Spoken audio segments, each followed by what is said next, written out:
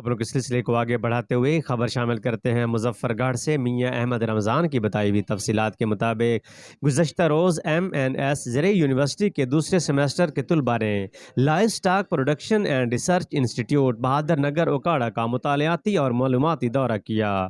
اس موقع پر director doctor رب نواز کوثر اور ڈاکٹر محسن بھی موجود تھے۔ دورہ کے دوران ڈائریکٹر LPRI ڈاکٹر مسعود اور متعلقہ اسٹاف نے تمام طلباء کو ادارہ کے تحت چلنے والے مختلف ذیلی اداروں کے بارے میں بھی تفصیل سے بتایا۔ بعد ازاں طلباء نے ان تمام مراکز کا بھی دورہ کیا۔ ان میں سے مختلف ریسرچ لیبارٹریز، بھیڑوں اور بکریوں کے شیڈز، فیڈ مل، ڈیری سیکشن اور بایو گیس پلانٹ بھی شامل ہیں۔ طلباء کا کہنا تھا کہ پڑھائی کے ساتھ ساتھ اس قسم کے مطالعاتی دورے حقیقی علم کی آگاہی میں بے حد معاون ثابت ہوتے ہیں۔